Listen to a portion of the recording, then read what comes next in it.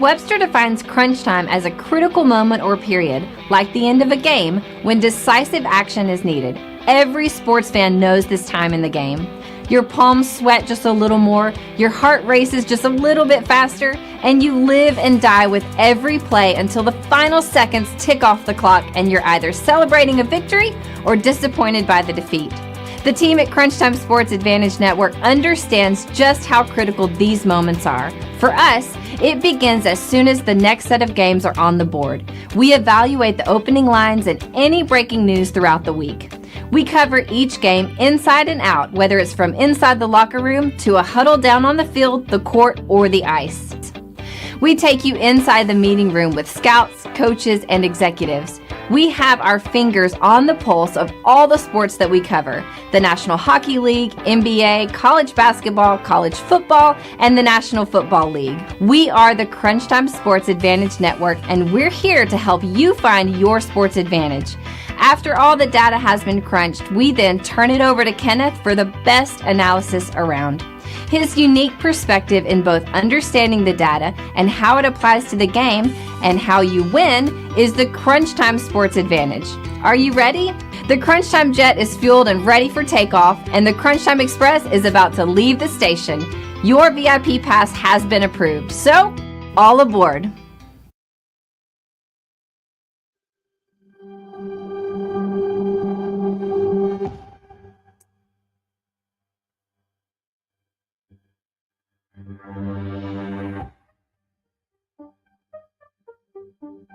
Welcome to the 2024 College Football Team Autopsy Report. An autopsy report is a document that summarizes the findings of an autopsy, an examination of a body after death. It includes details of the examination, tests, and observations performed, as well as the cause and manner of death.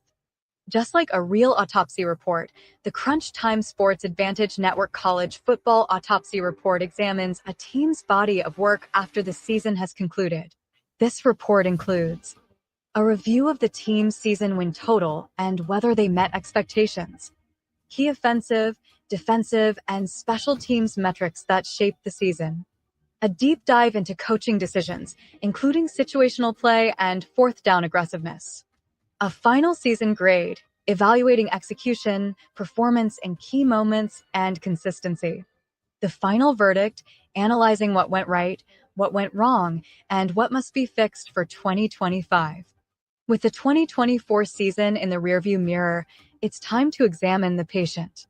To present the findings, we have called in our Chief Medical Examiner and Senior Analyst, Kenneth. And welcome into the Crunch Time Sports Advantage Network Team Autopsy Report. This episode, we have the Wisconsin Badgers on the autopsy table, and folks, a lot to unpack here and not a lot of time to do it. So want to say thank you for everyone that's watching this on our YouTube channel, and as well as those streaming this on our Twitter feed at Crunch Time VIP. For all of you that's listening on your favorite podcast platform, want to say thank you for joining us as well. Folks, let's get right into it because a lot to unpack with this team here. Let's start with the head coach, Luke Fickell.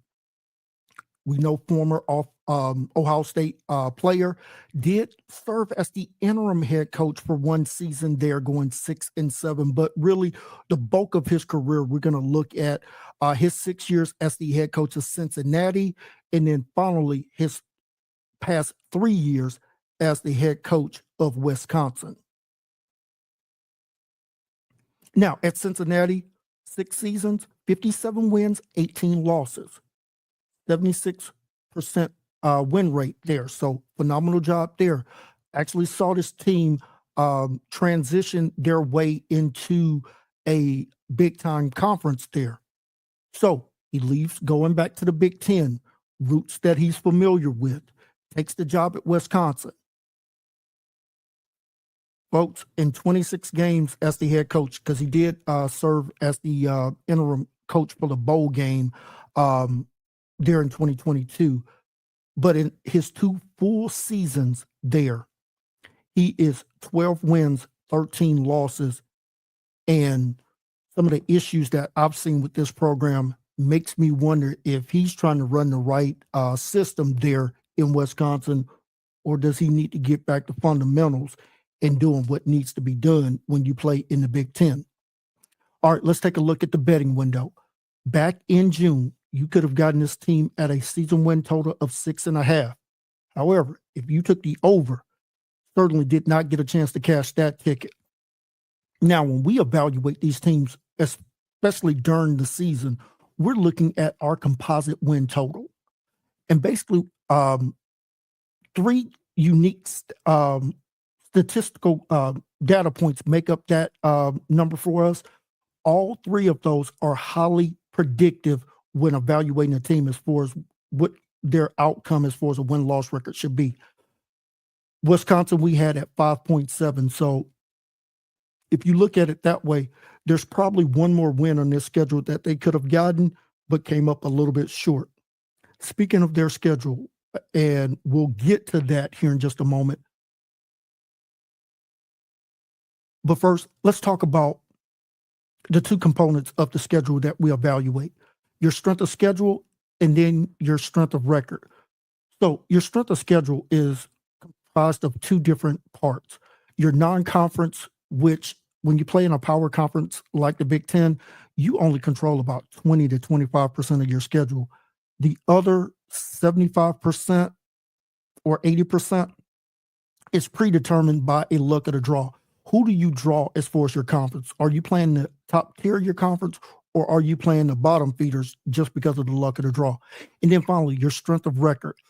Think of it this way. It is something that you absolutely have no control over. It's your opponent's kind of winning percentage. Did your opponents rack up a lot of wins last year, or did they struggle as well? So Wisconsin's strength of schedule, 0.488. That was 34th out of 134 teams last year. Strength of record, 583, 31st there. So their opponents, from a power ranking standpoint, kind of mirror what their opponent's win-loss record is going to show here for all of our viewers on YouTube and Twitter. YouTube podcast listeners, don't worry. I got you covered with all of the data that's going to be popping up on the screen for them. So let's run through the records really quickly. Western Michigan finished the season 6-6. Played an FCS opponent in South Dakota, so we'll kick that stat out. Alabama, 9-3. USC was 6-6. Purdue, 1-11. Rutgers, 7-5. Northwestern was 4-8. Penn State, 11-1. Iowa was 8-4. The Oregon Ducks ended the regular season undefeated at 12-0. Nebraska was 6-6, and Minnesota was 7-5. Scanning really quickly over the game that they probably could have won, but came up a little bit short. Look no further than that game against Oregon. Oregon was on a long stretch between bye weeks, and that team was absolutely gassed there. Wisconsin could not take advantage of that. Only mustered 13 points in that ball game. Wow. Got to be kicking yourself for not finishing that game out a little bit better. Now, let's talk about how good were the defenses that this Wisconsin team went up against last year from a power ranking standpoint. I'm going to use the number 68 because that's how many Power 4 teams we had last year. Alabama was 6th. USC was 38th. Rutgers was 64th. Penn State was 19th. Iowa was 22nd. Oregon was 10th. Nebraska was 14th. And Minnesota was 18th. Talking about an average power ranking of 45. That's probably on a 7-5 team last year. Now, let's go through the offensive numbers here. And I'm going to give you 3 data points. I'm going to give you the NCAA average for that category, what Wisconsin's accounting stats show, and then our adjusted number for that category. So, average team last season scored about 28 points per game.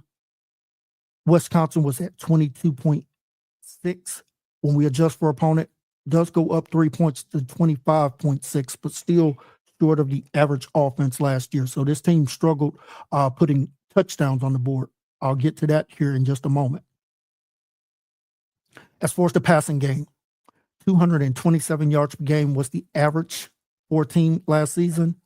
Wisconsin, 197 passing yards per game, 210 when we adjust that. As far as the run game, this is something that Wisconsin has hung their hat on for over 25 years. Average team 160 yards per game rushing. Wisconsin last season 154 yards per game. Even when we adjust that for opponent, it goes up to 168. Folks, this is far below what this team ran under Brett Bielema. Of course, the previous head coach there. This is not the Wisconsin team that we're used to seeing. Now, as far as total offense, 387 yards per game. The accounting stats show Wisconsin at 350. When we adjust for opponent, it does go up to 378, so a little bit closer to the average there. As far as those adjusted numbers that I talked about, average team ending a drive with a touchdown or field goal, 40%. Wisconsin was at 39%. Drives ending with a touchdown, 29% was the average. Wisconsin at 28%. And then on third down conversions, average team was at 39%. Wisconsin was at 35%. Team did a good job of protecting the quarterback. 11 sacks on the season, about 13 below the average there. But the problem was this team was turning the ball over, 18 turnovers. Let's talk about our 3 E's. And what these are is how effective, how explosive, and how efficient your offense was last season. So as far as effectiveness, this offense was 82nd. As far as explosiveness, 75th. And as far as efficiency, 69th. Wisconsin ended the regular season as our 75th rated offense in college football last year. Let's switch it over to the defense here. And again, we're going to stick with that baseline number of 68. So, Alabama. Now, what we're looking at is the power rankings for their opponent's offense and really judging this Wisconsin defense. So, once again, Alabama ended the regular season as our number 2 power ranked offense last year, only behind the University of Miami of Florida. USC was 27th. Rutgers 46th. Penn State was 48th. Iowa was 30th. Oregon was 11th. Nebraska 67th. Minnesota 58th. You're talking about an average power ranking of 53. That's probably an offense that would have probably been on a 7-5 team last year. Let's take a look at the defensive metrics. And again, I'm just going to give you their accounting stats number and then our adjusted number for that category. So Wisconsin allowed 23.1 points per game. When we adjust that, it actually goes down by a full 3 points, down to 20.1 points per game. So solid defense there. As far as passing yards per game allowed, 178 yards per game. When we adjust that for opponent, it goes down to 169. So good job by their pass defense. The run defense, a little bit worse than the average last year, 165 yards per game. That's both their accounting stat number and our adjusted number. So not a big difference there. Total offense allowed to their opponents per game, 343 yards per game. When we adjust that for opponent, it does go down to 335. Remember, I mentioned they only faced 2 teams that were inside of the top 25 from an offensive power ranking standpoint. So that same number is the number of teams that were outside of the top 100. Northwestern, 101. Purdue, the 108th power ranked offense. So this defense probably should have looked a little bit better than what their stats show. As far as their opponent's drive ending with a score, 29%. Just 21% of their opponent's drive ended with a touchdown, 38% third down conversion rate. So either right there or better in all 3 of those categories. Only 14 sacks, so they couldn't get after their opponent's quarterback and couldn't generate turnovers either. Just 12 turnovers forced there. As far as their opponents going for it on fourth downs, 15 tries, 8 conversions. So right about on the average from a percentage standpoint was Wisconsin's defense getting off the field on fourth down. As far as their 3 E's on defense, this was the 53rd ranked defense as far as effectiveness goes, 36th in allowing explosive plays, and 31st in efficiency. This defense ended the regular season as our 38th ranked defense there. So far better than how their offense fared in 2024. Let's talk about the special teams. 59% conversion rate from the field goal kicker. That's not acceptable. And a punter that also was not up to Division I level. Over 4.5 punts per game with just 40 yards per punt. That ranks 115th out of 134 teams. -6 in the turnover differential. You're not going to win a lot of games when you're giving up turnovers more than you're forcing. Now let's take a look at Luke Fickell. Only one game that they were involved in that was a one-score game, and I mentioned that game, the Oregon game, losing that game 16-13. So 0-1 against in games that were one score or less. And as far as against quality opponents, 0-7. Hard to climb out of the basement there when you can't beat quality teams on your schedule. That's problematic there. Now, as far as Luke being a defensive player, you would think he would be less to go for it on fourth downs. You would be exactly right. Just 11.7% attempt rate on fourth downs, ranked 102nd out of 144 qualifying head coaches last year. 19 attempts, 11 conversions, 58%. So this team could have been a little bit more aggressive there going for it on fourth down. Let's talk quickly about the quarterback position because we know Tyler Van Dyke got injured early on in the Alabama game, did not really play the rest of the year. So only 3 games from him. We did see Braden Locke in 11 games last year. This young man only completed 55% of his passes for 1,936 yards, 13 touchdowns, but did have 10 interceptions. Got to get better play from the quarterback, and something that Wisconsin was used to hanging their hat on. Folks, listen to how putrid these numbers were for their run game.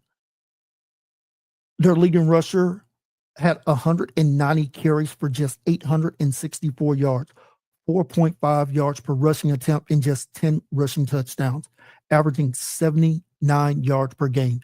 That is not Wisconsin football. Luke Fickell, you got to figure out what kind of offense you're going to run, and trying to run the spread in Madison, Wisconsin in October, November, and December may not be the best course of action. Okay, let's take a look at the splits here. And in their 5 victories, Wisconsin averaged 34 points per game, 233 yards passing on 29 attempts, 7.9 yards per attempt, 12.5 yards per completion. The run game was absolutely dominant. 44 rushing attempts for 221 yards per game, 5.1 yards per rushing attempt. This team was averaging 4.4 touchdowns per game, but 1.6 turnovers per game in their victories. Keep that number in mind. Third down conversion rate, this team was absolutely phenomenal. 52% conversion rate on third downs, 75% on fourth downs. Converted 3 out of 4 of their attempts in those victories, committed 8 turnovers. So turnovers were still problematic in those victories. So we know what we're going to be in store for in the losses. 14 points per game. Remember I said when they stepped up in weight class, they absolutely lost. All 7 losses came against quality opponents. 14 points per game, 170 yards per game passing on 31 passing attempts, 5.5 yards per passing attempt, 10.4 yards per completion. Substandard to be generous there. Also saw a reduction in the ground game. Almost 15 fewer rushing attempts per game, just 29 per game, and The rushing yardage absolutely cut in half, just 106 yards per game rushing in those 7 losses. A difference of 115 yards, 3.6 yards per rushing attempt. The third down conversion, as you can imagine, absolutely suffered. Just 24% conversion rate on third downs. Attempted 15 fourth down conversions, converted 8 of them. So looking at about 53% there on fourth downs, did commit 10 turnovers. Now let's take a look at the defensive splits. In their 5 victories against some very mediocre offenses, just 8.6 points per game allowed, 111 yards passing on 24 attempts by their opponents, 4.6 yards per attempt, 9.8 yards per completion. Opponents ran the ball 31 times for 127 yards, 4.2 yards per rushing attempt. Defense on third downs was phenomenal in those 5 victories. Just 21% is what their opponents were converting on third downs, and allowed, looks like 4 out of 8 on fourth down. So 50% there, forced 6 turnovers in those 5 victories. In their 7 defeats, stepped up in weight class and absolutely got punched. 33 points per game allowed in those 7 losses, 225 yards per game passing allowed on 29 attempts, 7.8 yards per attempt, 10.9 yards per completion. So while giving up more yards, it's not a big swing as far as the yards per attempt, as far as what I thought it would be. Now, it was an additional 3 yards per attempt and 114 more passing yards there, but the run defense is where I'm really going to circle here. 39 rushing attempts by their opponents for 192 yards per game, 4.9 yards per rushing attempt.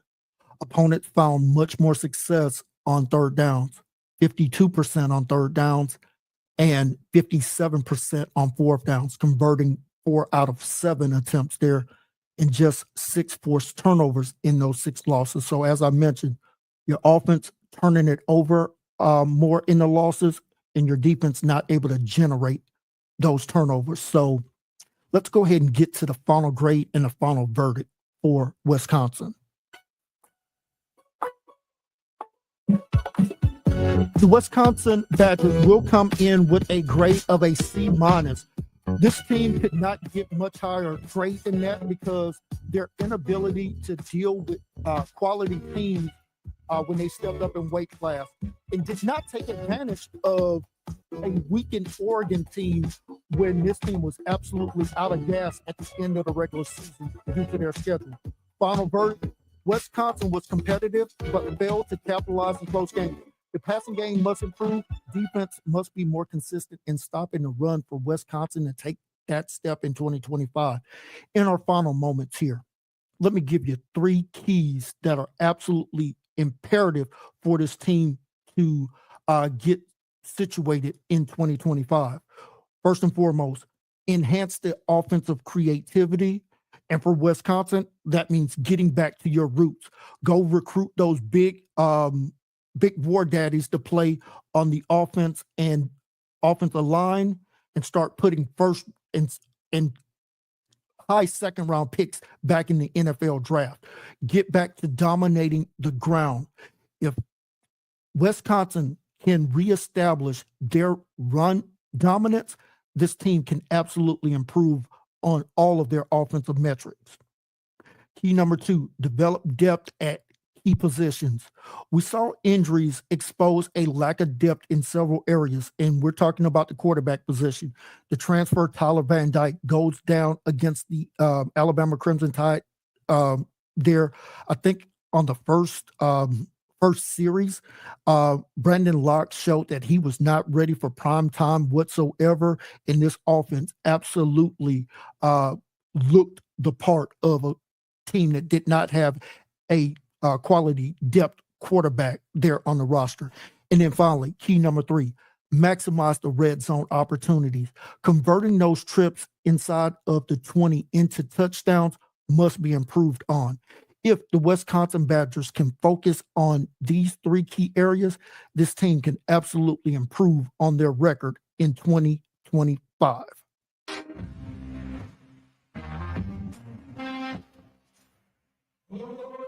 Thank you for tuning into this podcast. We hope you enjoyed today's episode and our deep dive into all things college football.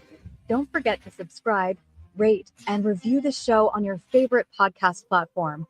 And if you're watching on YouTube, be sure to like this video and hit that subscribe button. You can follow us on Twitter at CrunchTimeVIP for updates, insights, and more content. And make sure to visit our website at crunchtimesportsadvantage.com for in-depth blogs, game previews, and information about our Crunch Time Express handicapping packages. Thanks again for listening, and we'll see you next time for our next patient on the 2024 College Football Autopsy Report.